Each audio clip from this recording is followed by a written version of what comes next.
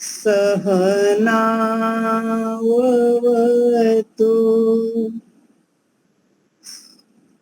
मुनि जी आ गए। सहनौ भुनक्तु सह वीर्यं करवावहै तेजस्विनावधीतमस्तु मा विद्विषावहै। ओम शांति शांति शांति। सर्वेभ्यो नमः। वैदिक विद्या व्याख्यान मालायां सर्वेषां हार्दं स्वागतम्।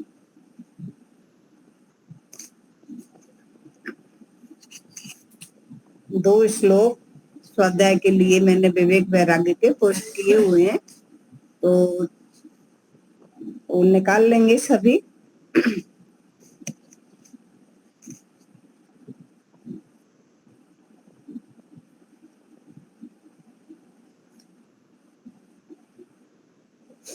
ये भर्तृहरि कृत नीति शतक से हैं और पुस्तक है विवेक वैराग्य। लो, इनको कोई और भी पढ़ना चाहे तो पढ़ सकते हैं, किसी की इच्छा हो तो। अभी तो इसी लय के बहुत सारे हो चुके हैं, अगर किसी को लय समझ बैठ गई है तो चलिए ठीक है, फिर मैं ही प्रारंभ करूं जी। ठीक। केयूराणि न भूषयन्ति पुरुषम् हारान चन्द्रोज्ज्वला न स्नानं न विलेपनं न कुसुमम् नालङ्कृता मूढजा वाणिका समलङ्करोति पुरुषम् या संस्कृता धार्यते क्षीयन्ते खलु भूषणानि सततं वाक्भूषणं भूषणं वाक्भूषणं भूषणं। भावार्थ देखेंगे इसका। श्लोक में इसमें बताया गया है कि जो मनुष्य की असली सुंदरता उसकी सुंदर सरल सत्य वाणी है। चंद्रमा के समान चमचमाते हुए हीरे मोती से बने हुए आभूषण जो हाथों में गले में धारण किए जाते हैं, वे मनुष्य को शोभायमान नहीं करते, और ना ही स्नान तेल इत्र पुष्पादि से किया हुआ श्रृंगार तथा सजाए समारे हुए बाल मनुष्य को भूषित नहीं करते। मतलब इनसे शोभा नहीं होती है, ना तो गहनों से, ना ही बाल सजाने से, ना ही अच्छी तरह नहाने धोने मेकअप करने से सुंदरता नहीं होती है। मनुष्य का सच्चा आभूषण तो शुद्ध सरल सत्य सुमधुर समधुर वाणी ही है। मतलब जो मीठी वाणी हो, सत्य वाणी हो, सरल वाणी हो, शुद्ध हो, वही उसी का सच्चा आभूषण है। अन्य सभी आभूषण तो धीरे धीरे काल क्रम से नष्ट हो जाते हैं। जितने भी गहने हैं, आभूषण हैं, वो सभी धीरे धीरे, उनको चोर भी चुरा सकता है, वैसे भी टूट फूट जाते हैं, नष्ट हो जाते हैं। लेकिन जो वाणी रूपी सच्चा आभूषण है वह हमेशा जगमगाता रहता है। तो यहाँ पर जो अच्छी वाणी है, सुंदर वाणी है, सत्य वाणी है, उसको ही सच्चा आभूषण बताया है मनुष्य का। अब हम दूसरा श्लोक देखेंगे। इस श्लोक में 4 तरह के मनुष्य होते हैं, वो कैसे कैसे होते हैं उनके बारे में वर्णन है। 4 तरह के पुरुष होते हैं। एके सत्पुरुषाः परार्थ घटकाः स्वार्थान् परित्यज्य ये सामान्यास्तु परार्थमोद्यमभृतः स्वार्था विरोधेन ये ते मीमानुषराक्षसाः परिहितम् स्वार्थाय निघ्नन्ति ये निघ्नन्ति निरर्थकं परहितम् ते के च जानीमहे ते के न जानीमहे। तो इस श्लोक में बताया गया है कि संसार में वे मनुष्य सत्पुरुष हैं। 4 तरह के पुरुष बताए गए हैं। तो उसमें चारों तरह के पुरुष कैसे कैसे हैं उनके बारे में वर्णन किया गया है। संसार में वे मनुष्य सत्पुरुष हैं जो अपने स्वार्थ को छोड़कर दूसरों की भलाई के लिए अपने तन मन धन को लगा देते हैं। वे कैसे हैं? वे सत्पुरुष हैं।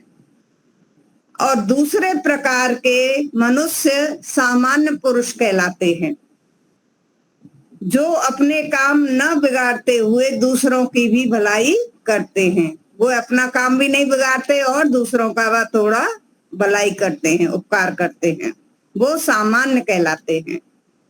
और जो अपने काम न बिगाड़ते तीसरे प्रकार के मनुष्य राक्षस कहलाते हैं, जो अपने स्वार्थ को सिद्ध करने के लिए दूसरों के बने बनाए काम को बिगाड़ देते हैं।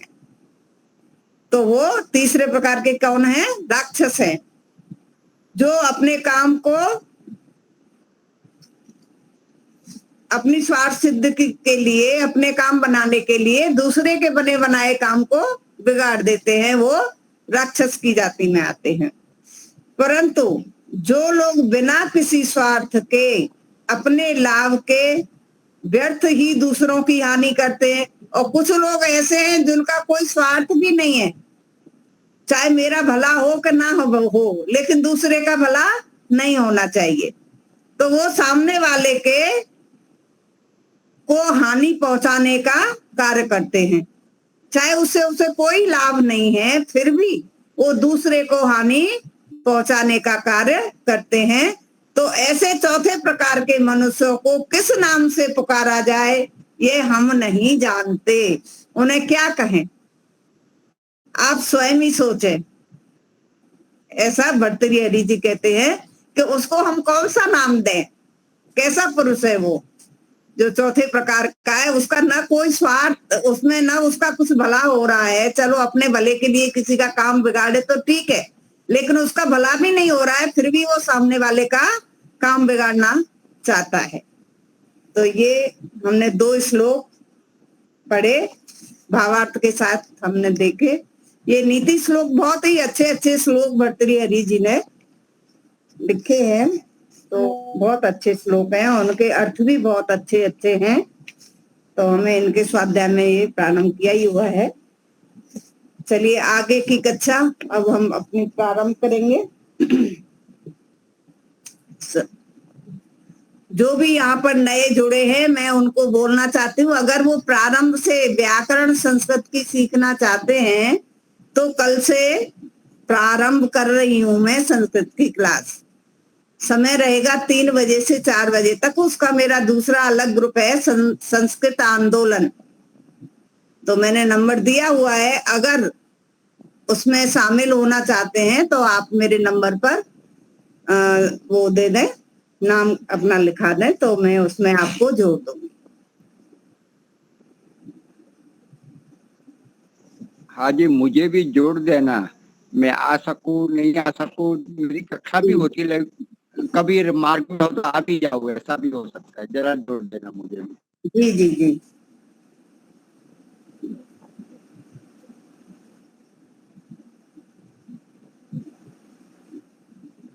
तो अभी हमारी कक्षा नंबर इसमें है 31 नंबर की। हाँ, वो रह गया था, वो ही ये है ना, एतादृश कीदृश, ये वाले ही रह गई थी कक्षा, तो वही कक्षा है ये। तो इसी को हम करेंगे आज। पिछली जो रह गई थी एक, अच्छा पिछली कक्षा में रह गया है थोड़ा। चलिए फिर उसे निकाल लीजिए, उसी को निकाल लीजिए पहले।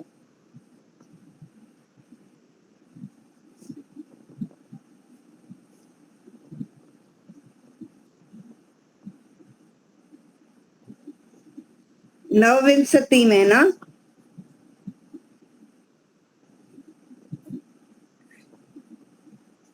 पूरा रह गया था कि कहाँ तक रह गया था दीपलका जी? इसमें ये नए शब्द को नूतन पुरातन, नूतन पुरातन, और स्त्रीलिंग में नूतना पुरातनी, ऐसा था ये है। इसमें थोड़ा सा रह गया था कुछ नीचे,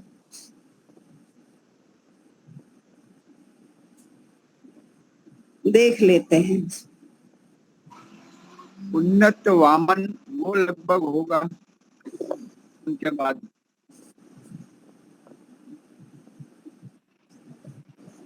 नहीं, 30 नंबर का है ना, 30 नंबर का है।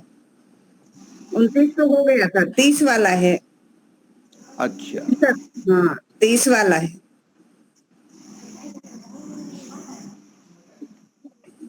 हाँ, ये है उन्नत वामन, उन्नत वामन वाला है। हाँ जी, हाँ जी। उन्नत वामन,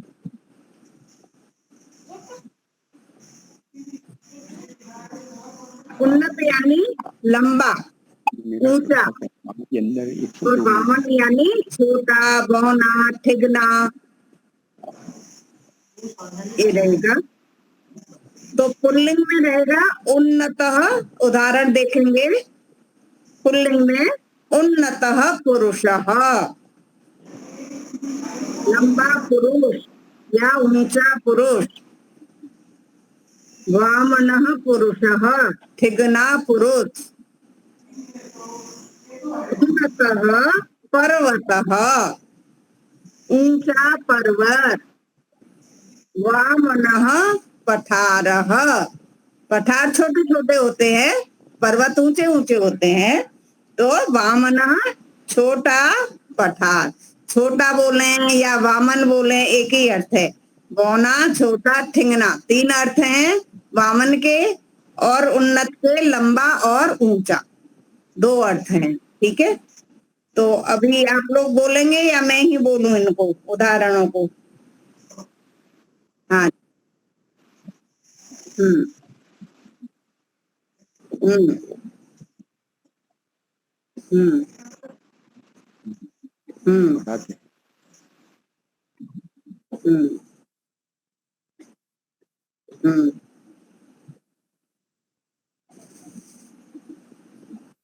और भी जो जुड़े हुए हैं देखकर ही बोलना है, तो आप में से कोई बोलना चाहें तो बोल सकते हैं।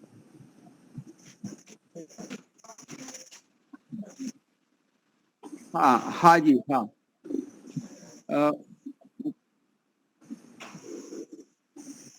मैं पहले बोल लेता हूँ। उन्नतः विग्रह वामनः कलाकारः, उन्नतः देवालयः वामनः अर्चकः। अर्चकः मतलब अर्चना करने वाला, वही ना? हाँ, पूजा करने वाला। पूजा करने वाला। हाँ, अर्चना करते ना, पूजा करते। जी। स्त्रीलिंगम उन्नता महिला, वामना महिला, उन्नता भित्तिः, वामना भित्तिः, उन्नता लेखनी, वामना लेखनी। भित्ति लिखने यानी भीत, मतलब दीवार दीवार दीवार। हाँ, भित्ति दीवार। हाँ, उन्नता लेखनी, वामना अंकनी।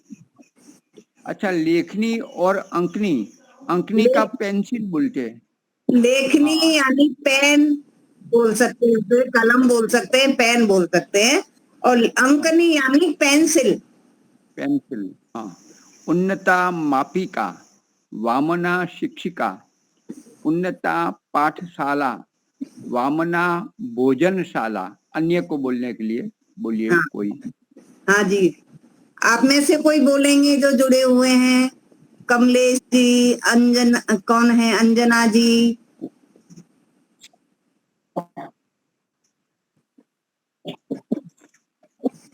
कोई मतलब लंबी नापने वाली होती है ना, स्केल, मापिका नापने के लिए होती है ना, वो स्केल स्केल। कहीं काम नहीं भावना शिक्षिका है यहाँ। मतलब ठिकनी है, शिक्षिका जो है वो ठिकनी है, छोटे कद की है। हाँ, वो उसमें एक ही साथ ही मतलब ऐसा विलोम नहीं है, वो अलग अलग है दोनों। हाँ जी, और कोई बोलना चाहेंगे? चलिए कोई बात नहीं, नहीं बोलना है, आप ही बोलिए।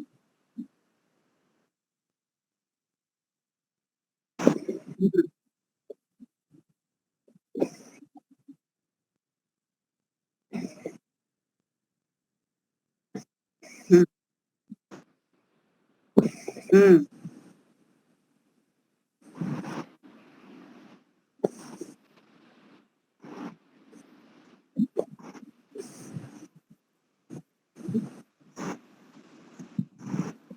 हम्म।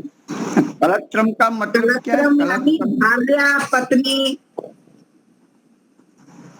भार्या पत्नी। अच्छा, हाँ हाँ हाँ, ठीक है।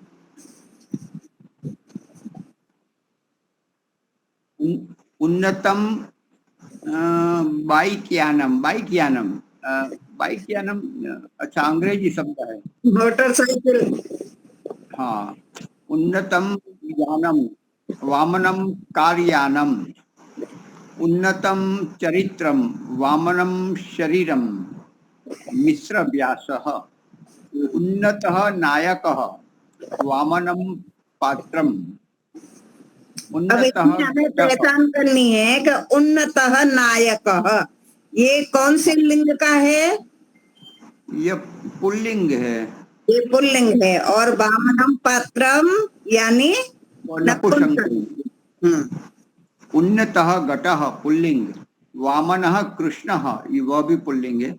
उन्नता द्विचक्रिका स्त्रीलिंग में, वामनः बालकः पुल्लिंग है। उन्नता सखी, उन्नता मतलब लंबी सखी, वामनः पुत्रः छोटा पुत्रः। उन्नतः गणेशः, वामनः कार्तिकेयः।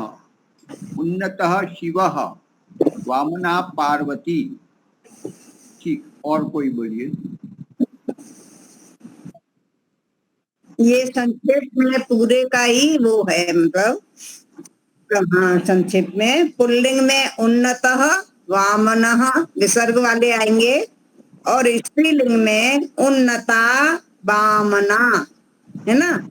और नपुंसक लिंग में उन्नतम, वामन। वामनम। बस। अब इस अगला शब्द है स्थूल और कृष्ण। स्थूल यानी मोटा, फैटी। और पतला यानी कृष यानी पतला। तो अब इसका है कि हम्म हम्म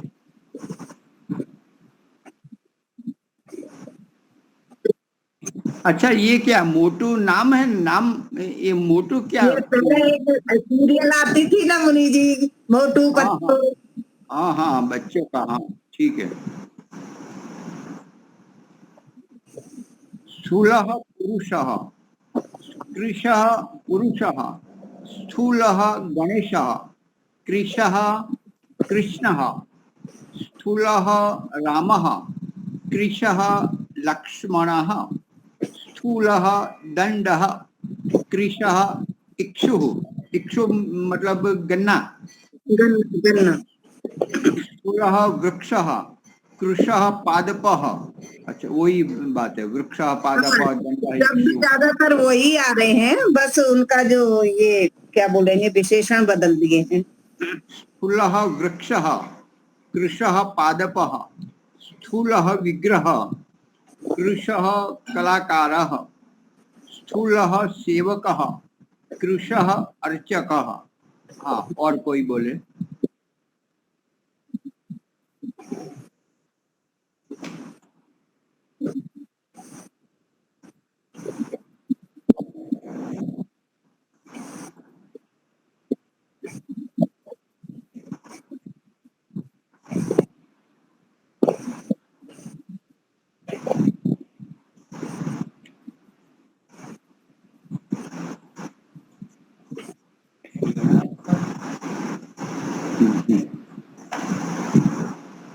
नपुंसकलिंग। हाँ, कोई स्थूलम शरीरम, स्थूलम शरीरम, कृशम शरीरम, स्थूलम पुस्तकम, कृशम फलकम। फलकम, फलकम मतलब board, board, board, board, black board. Black board, हाँ। अच्छा, ब्लैक बोर्ड, कृष्ण फलकम। कृष्ण का अर्थ है बोर्ड, कृष्ण फलकम, कृष्णम फलकम तो होगा ब्लैक बोर्ड। कृष्णम फलकम आएगा नहीं, कृष्णम फलकम या तो एक जोड़ दे तो कृष्ण फलकम एक शब्द में।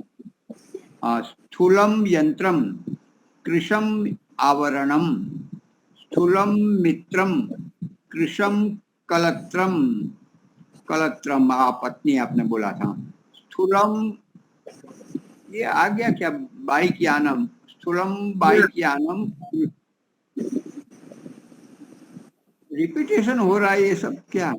शब्द तो सारे के सारे शब्द वही हैं, उनके साथ हमें ये जो नए शब्द आ रहे हैं जोड़ने के, वो हमें अलग लगाने हैं।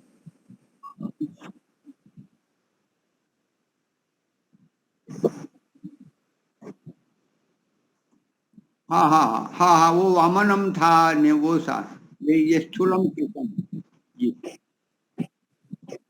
स्थूलम मस्तिकम, कृशम शरीरम, स्थूलम वस्त्रम, कृशम सूत्रम, मिश्र व्यासः, स्थूलः नायकः, कृशम पात्रम, स्थूलः घटः, कृशः कृष्णः, स्थूलः यात्रिकः, कृशः चालकः, स्थूला सखी, कृशः पुत्रः, स्थूलः गणेशः, कृशा पार्वती, स्थूलः भीमः, कृशा हिडिंबा।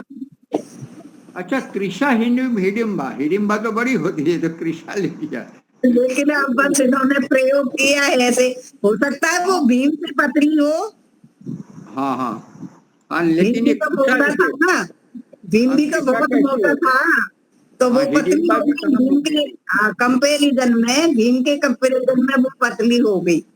जी जी जी, भीम के कंपैरिजन में पतली होगी तो स्थूलः भीमः, कृशा हिडिंबा।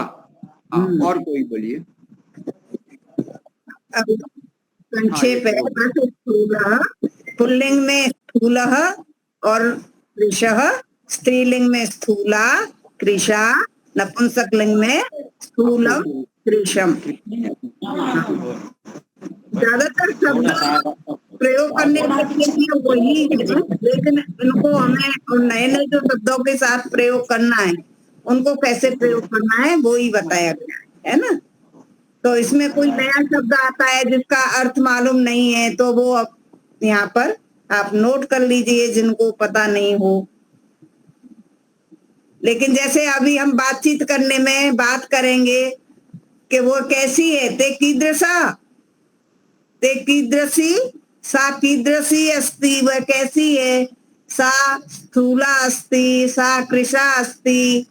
तो इस तरह से जो हम संभाषण करेंगे उसके लिए ये शब्दों के नए नए शब्द आपके लिए आ रहे हैं, इनको आपको ध्यान रखना है। ठीक है, अब आगे की कक्षा चले।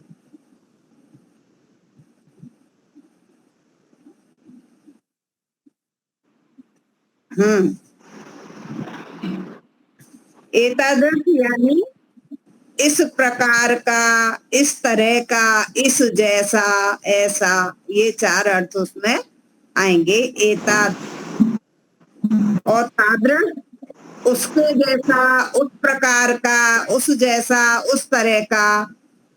ठीक है, और कीदृश यानी कैसा, किस प्रकार का, किस तरह का, कैसा, कैसा। अगर हम कोई चीज बता के बोलते कि किसके जैसा है, उसके जैसा है, उसके जैसा है, ऐसा है। ठीक है, जैसा जैसा आता है। जी जी। हाँ, अब इसका उदाहरण देखेंगे। भवतः समीपे कीदृशः स्यूतः अस्ति। भवतः यानी आपके षष्ठी विभक्ति है, भगवान की, भगवान शब्द की षष्ठी विभक्ति है। आपके, समीप यानी पास में, आपके पास में या आपके पास कीदृशः स्यूतः अस्ति। तो स्यूत तो आगे आगे आए, कई बार आ गया। स्यूत यानी बैग, बैग। हाँ, आपके पास किसके जैसा बैग है, कैसा बैग है, किस प्रकार का बैग है। 4 तरह से बोल सकते हैं इसको। कैसा बैग है, किस प्रकार का बैग है, किसके जैसा बैग है, किस तरह का बैग है। ठीक है, इसमें से कोई भी एक वाक्य ले सकते हैं। स्पेशल नहीं। मम समीपे एतादृशः स्यूतः अस्ति। मेरे पास में, अब मम भी क्या है, षष्ठी विभक्ति है। मेरे, मम यानी मेरा, मेरे, मेरी, और भवता यानी आपके, आपकी। तो मेरे पास एतादृशः स्यूतः अस्ति, मेरे पास इस प्रकार का बैग है, इसके जैसा बैग है, ऐसा बैग है, इस प्रकार का बैग है। किसी को हम बताकर बोलेंगे कि ऐसा बैग है, इस प्रकार का बैग है, इसके जैसा बैग है। ठीक है, समझ आ गए, है ना। तो अब हम आगे, अब भवत्या समीपे कीदृशी लेखनी अस्ति। अब ये स्त्रीलिंग है, तो स्त्रीलिंग में आपके लिए षष्ठी विभक्ति में क्या आएगा, भवत्याः।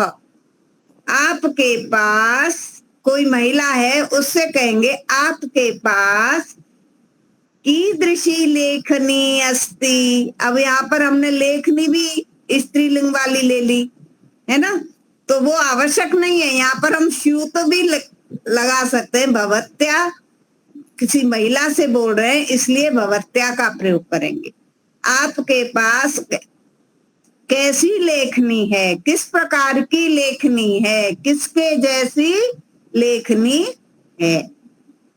लेखनी यानी कलम है, पेन है। ठीक है, तो वो उत्तर देगी मम समीपे एतादृशी लेखनी अस्ति। मेरे पास में इसके जैसी लेखनी है, इस प्रकार की लेखनी है, ऐसी लेखनी है, इसके जैसी लेखनी है।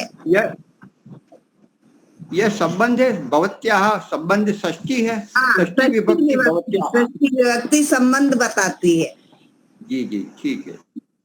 ठीक है, तो अब इसके अभी ये आगे उदाहरण है। तो प्रारंभ करिए।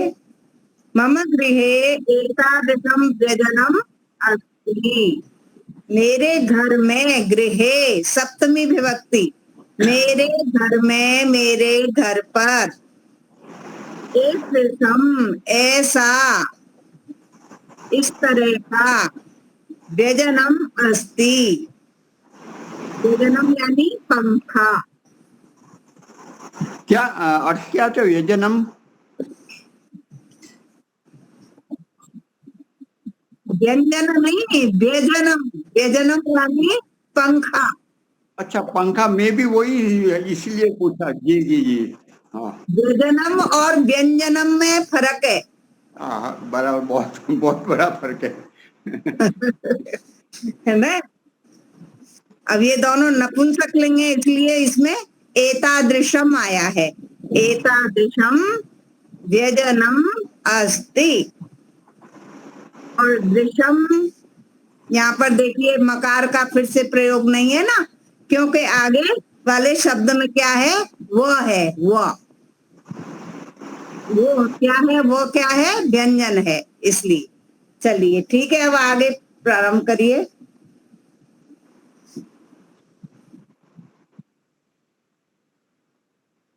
हम्म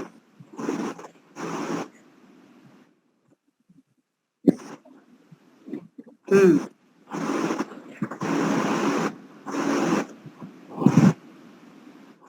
हाँ, मेरे घर में ऐसा दूरवाणी, पहला वाला जो दूरवाणी यानी फोन। फोन, फोन नहीं है, फोन है। हम समीपे तादृशम, मेरे पास उसके जैसा बैग नहीं।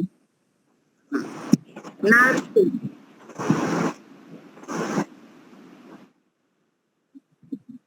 हम्म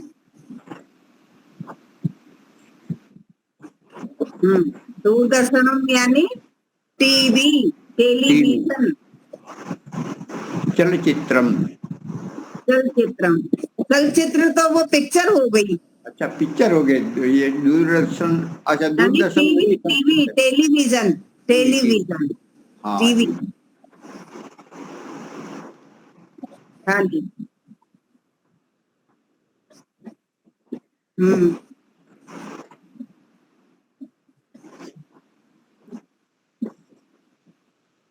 हाँ। भवत्या यानी वहाँ कोई महिला है। महिला के लिए है, ठीक है।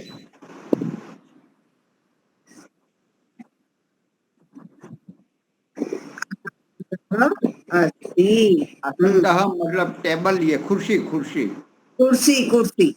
हाँ कुर्सी भी कह सकते हैं, आसन भी कह सकते हैं। हाँ जी।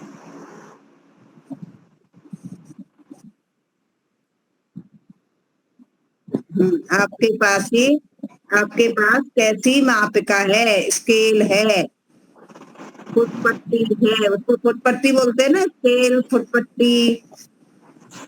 हाँ, मापने मापने वाली फुटपट्टी, मापिका, ठीक। पुल्लिंगे एतादृशः ग्रन्थः, तादृशः ग्रन्थः, कीदृशः ग्रन्थः, एतादृशः वृक्षः, तादृशः पादपः, एतादृशः रामः, तादृशः लक्ष्मणः, एतादृशः दण्डः, तादृशः इक्षुः, एतादृशः परिचयः। इस प्रकार का परिचय। हम्म तादृश व्यवहार, उस प्रकार का व्यवहार। एतादृश विग्रह, मूर्ति है, इस प्रकार की मूर्ति है। तादृश कलाकारः, एतादृशः सेवकः, तादृशः अर्चकः। हाँ, स्त्रीलिंग। और कोई बोलिए।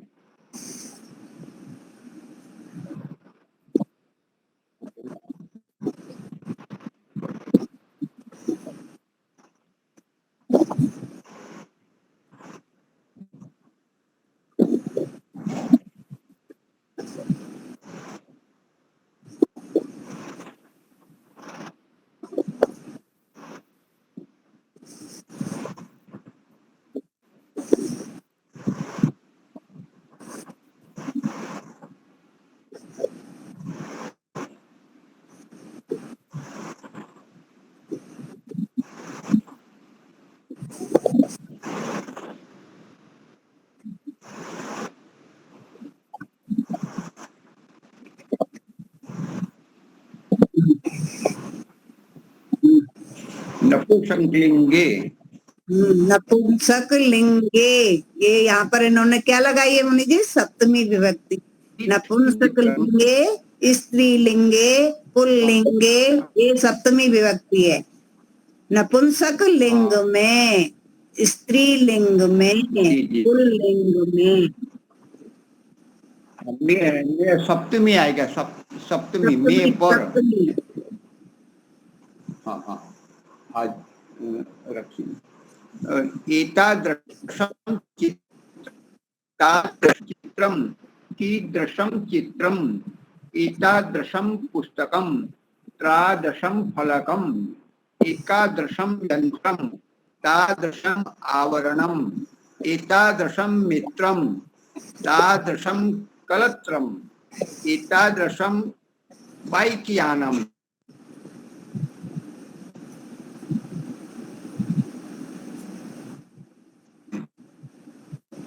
ठीक है। तादृशं शरीरम, एतादृशं वस्त्रम, तादृशं सूत्रम, अधुना इच्छामि चायम अधम। अभी संक्षेप में है। एकादश चायम चायम पिबतु पिबतु। अहम अतिथि अधुना।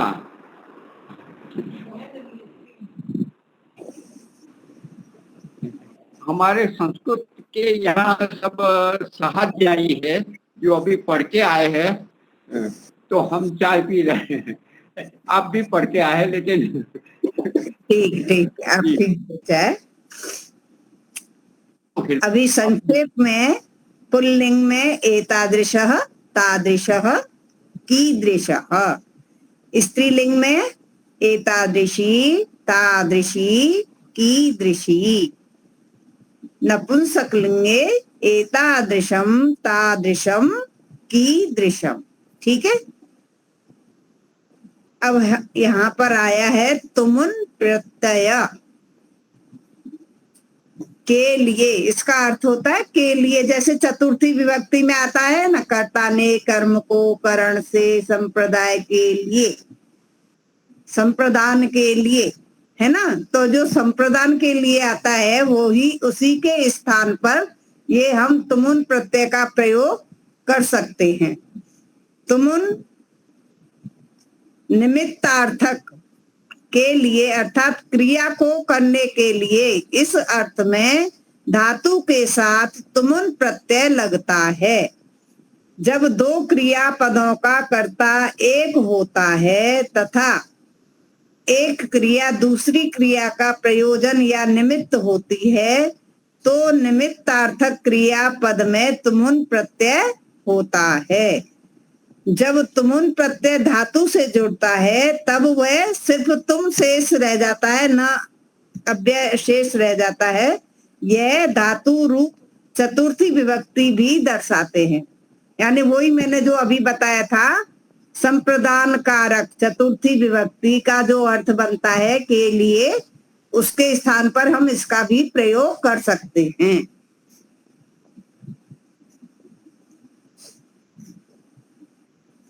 अब क्रिया पदम अर्थम तुमुन, अब हम अर्थम लगाते हैं, उसका भी अर्थ के लिए होता है, अर्थम का भी अर्थ के लिए होता है, और तुमुन प्रत्यय का भी के लिए होता है।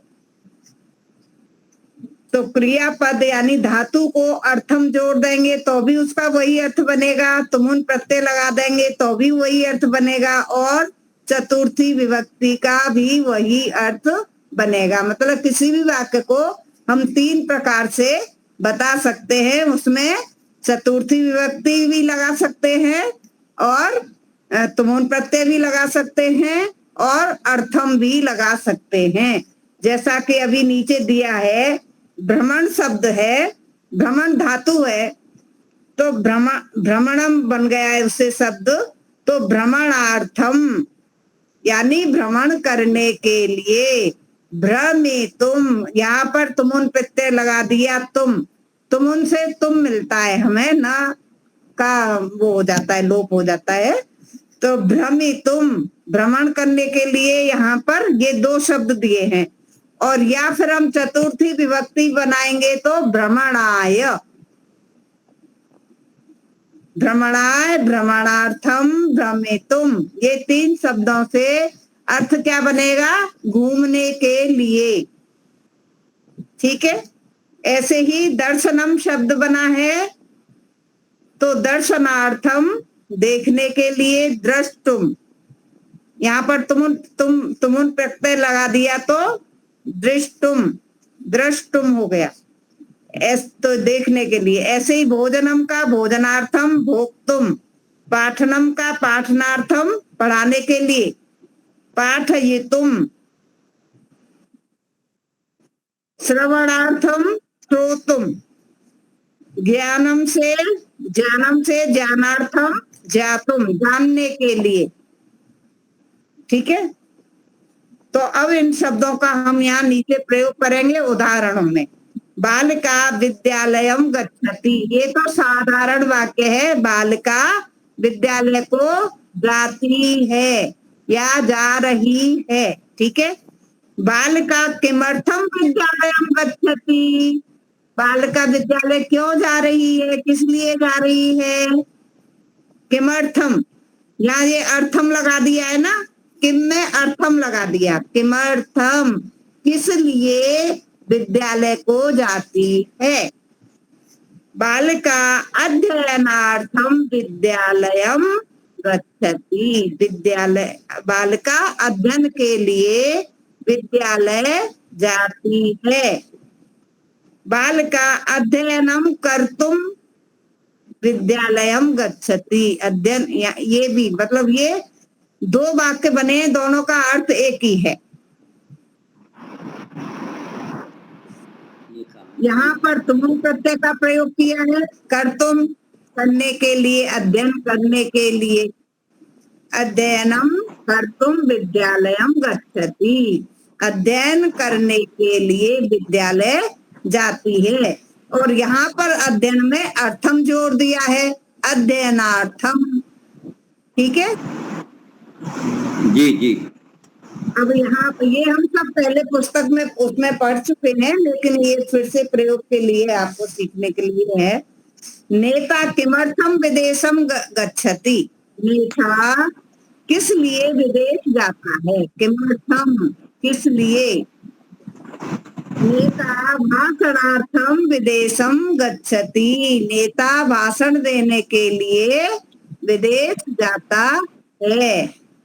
नेता भाषणम कर्तुम विदेशम गच्छति। अब यहाँ पर ये बताया गया है कि इसको हम दो तरह से प्रयोग कर सकते हैं, एक तो अर्थम लगाकर और एक तुमुन प्रत्यय लगाकर। ठीक है, समझ में आ रहा है ना? हाँ जी, हाँ जी।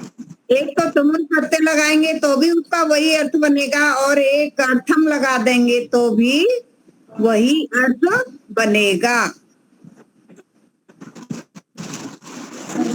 बालिका किमर्थम ग्रंथालयम गच्छति, बालिका किस लिए ग्रंथालय यानी लाइब्रेरी जाती है। बालिका पठनार्थम ग्रंथालयम गच्छति, पढ़ने के लिए ग्रंथालय जाती है। बालिका पठितुम ग्रंथालयम गच्छति, यहाँ पर तुम प्रत्यय लगा दिया पठितुम, और पठनार्थम में अर्थम जोड़ दिया। ठीक है।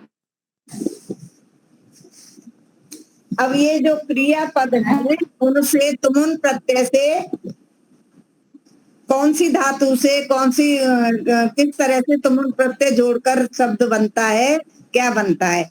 पठती शब्द, पठती धातु है, पठ धातु है, लेकिन उसका लट लकार में पठती बनता है, पढ़ता है ना।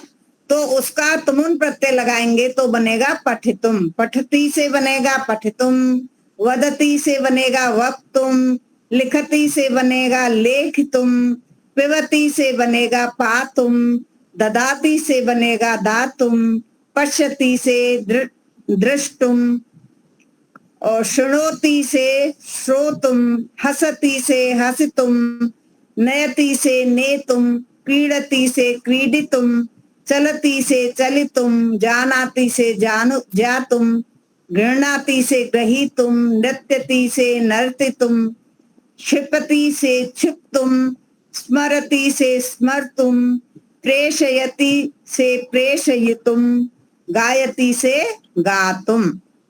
तो इस तरह से ये क्रियाओं के, धातुओं के तुमुन प्रत्यय लगाकर शब्द बनेंगे, धातु पद बनेंगे। तो अब यहाँ पर इनका प्रयोग वाक्यों में हम अब करके देखेंगे। करोति से कर्तुम, अब इसका प्रयोग करना है। कैसे हम वाक्य बनाएं? मुनि उपदेशम कर्तुम सभाम गच्छति।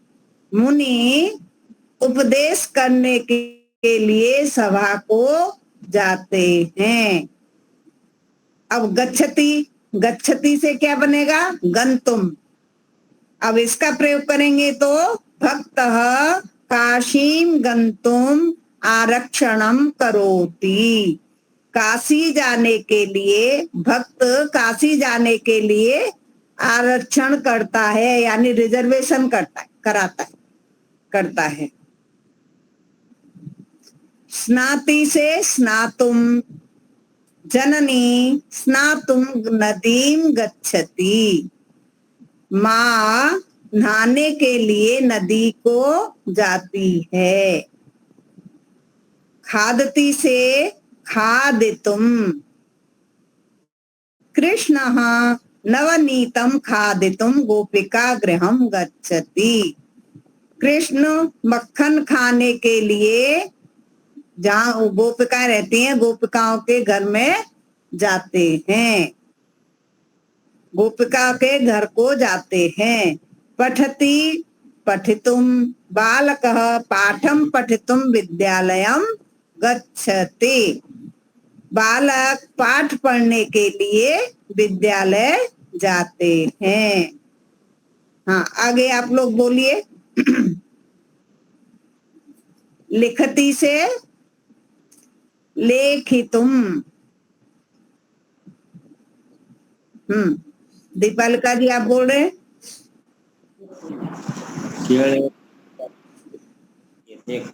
हाँ, मैं बोलता हूँ। पठ्यति पठितुम, बालकः पाठम पठितुम विद्यालयम गच्छति। वदति वदितुम, वक्तुम, अर्चकः मंत्रम वदितुम मंचम गच्छति। लिखति लेखितुम, लेखकः कवितां लेखितुम चिंतनं करोति। पिबति पातुम, यात्रिकः जलम पातुम नदीम गच्छति। जलम पातुम, जल प्राप्त करने के लिए। ददाति दातुम, जल पीने के लिए। हाँ, पातुम पीने के लिए। ठीक। ददाति दातुम, दाता धनम दातुम गोशालाम गच्छति। गौशालाम के गौशालाम आएगा। गौशाला, गौशाला वही गौशाला, दोनों बोल सकते, दोनों आता है, गौशाला भी आता है संस्कृत में। क्या गौशाला में वो दो मात्रा आ जाती है, यहाँ पर ये गौशाला ही है, संस्कृत का शब्द गौशाला है। अच्छा, तो दाता धनम दातुम गोशालाम गच्छति। पश्यति द्रष्टुम, भक्ताः रामलीलां द्रष्टुम नाट्यगृहं गच्छन्ति। शृणोति श्रोतुम, बालिका गीतम श्रोतुम दूरवाणीं क्रीणाति। क्रीणाति खरीदना। हाँ, खरीदती है। फोन खरीदती है। बालिका गीत सुनने के लिए दूरवाणी खरीदती है, फोन खरीदती है। हाँ बहन जी, आप बोलिए।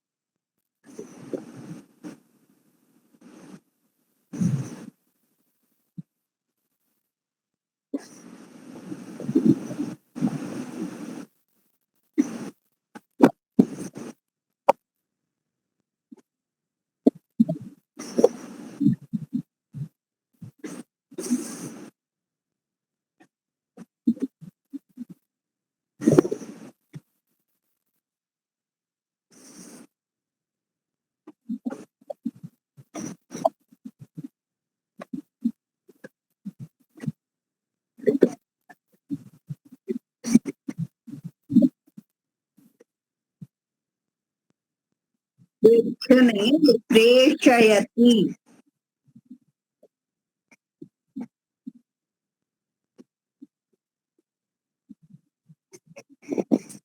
नहीं बोलना, प्रेष, प्रेष, प्रेषयति। हाँ,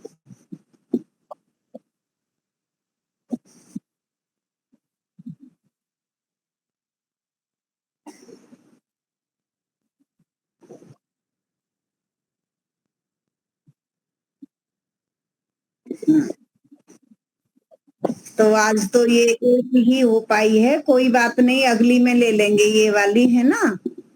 हाँ, तो अभी ये जो नए हमारे यहाँ 4 शायद जुड़े हुए हैं, वो भी मतलब जुड़ना चाहते हैं तो जुड़ सकते हैं संस्कृत कक्षाओं में। अपना वीडियो खोलकर बोलिए जरा।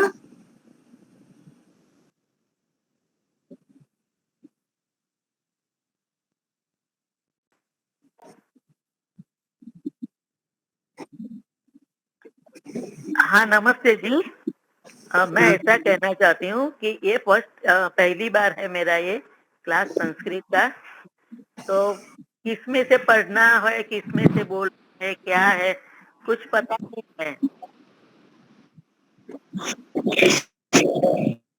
हाँ, तो मगर ये किसमें से पढ़ना है, और मोबाइल में कहाँ लिंक खोलने की, कहाँ जाने का, मुझे नहीं पता है।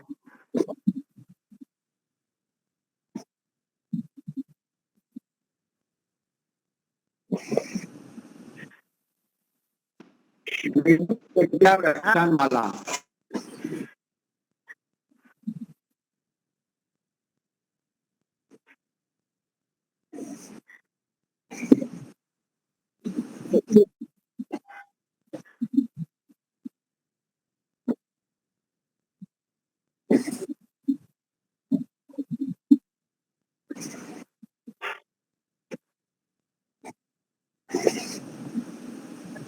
नहीं आता है मुझे तो, ऐसे स्किप करते आगे आगे जाती हूँ तो पता नहीं, कुछ नहीं आता नहीं, है। अगर आपके पास कोई दूसरा फोन है साथ में तो वो थोड़ा आसान पड़ता है, दूसरे फोन में देखिए। हाँ, दूसरे फोन से कर सकते हैं, ये लगाया हुआ है उसमें, तो उसमें से पढ़ सकते हैं। लेकिन अगर आप संस्कृत सीखना चाहते हैं, संस्कृत सीखना चाहते हैं, तो मैं दूसरी क्लासेस अभी प्रारंभ से शुरू करने वाली हूँ, जो मैंने इस पर मैसेज दिया है, फोन नंबर भी दिया है। अगर आपको नहीं आता है, सीखना चाहते हो, तो आप उसमें जुड़ जाइए। अच्छा, कब से स्टार्ट हो रहा है? वो कल से स्टार्ट हो रहा है। कल से ही शुरू हो रहा है। हाँ, जो शुरू जुड़ जाते हैं तो उनको ठीक से समझ आता है, नहीं तो आधा निकल जाने के बाद जुड़ते हैं तो उसके बाद फिर उनका निकल जाता है आगे से। हाँ, तो मैं कल जोड़ने के लिए ट्राई करूंगी, मगर ये फोन में मुझे पता नहीं चलता कैसे करने का है, तो आप तकलीफ।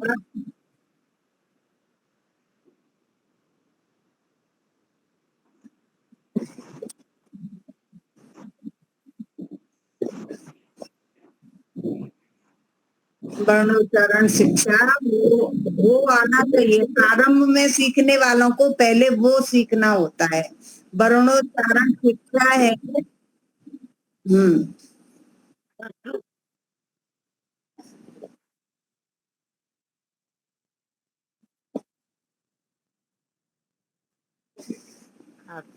हो या सकता है पुस्तक ले लें, Xerox हो तो। या पुस्तक खरीद लें आप। हाँ,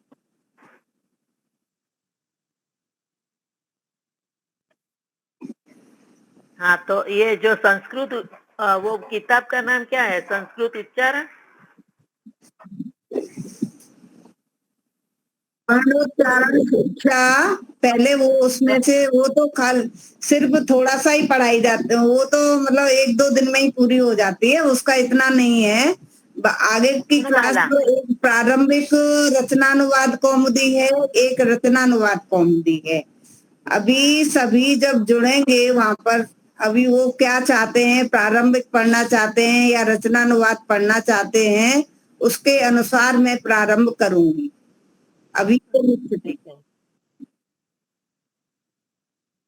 पर इन्होंने तो अभी पढ़ा ही नहीं है शुरू से। आपको तो शुरू से पढ़ना है ना, आपको संस्कृत नहीं आती है ना। शुरू से पढ़ना है, संस्कृत नहीं आती बिल्कुल। हाँ, तो फिर आपको प्रारंभिक रचनानुवाद कौमुदी पुस्तक मंगानी होगी। प्रारंभिक रचना रचनानुवाद कौमुदी, मैंने जो मैसेज डाला है उसमें नाम लिखा हुआ है, आप उससे मंगा सकते हैं। हाँ, कल आप ग्रुप में जुड़ जाइए एक बार। हाँ हाँ, ठीक है। तो हाँ, तो कल मैं मैंने जो कांटेक्ट नंबर दिया है, मैंने उसमें कांटेक्ट नंबर दिया है, उस पर आप मेरे को अलग से फोन करिए तो मैं आपको उसमें जोड़ दूंगी। अगर पढ़ने की इच्छा है तो, जबरदस्ती नहीं है। अगर आपकी इच्छा है कि आप संस्कृत सीखना चाहते हैं तो। हाँ, बराबर है। हाँ, तो मैं जुड़ जाऊंगी।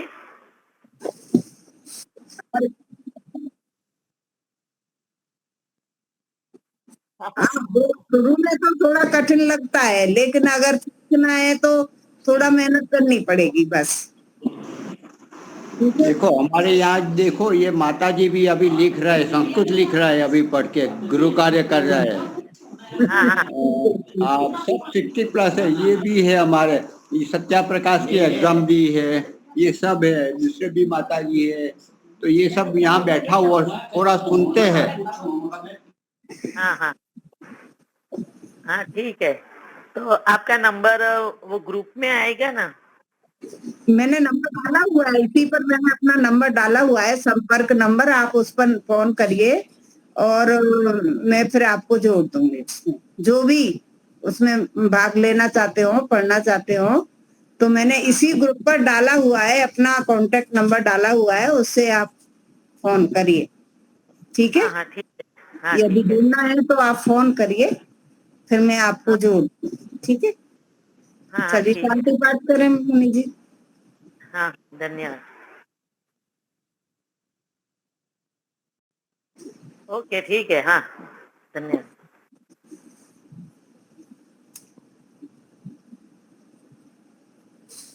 शांति बात करें।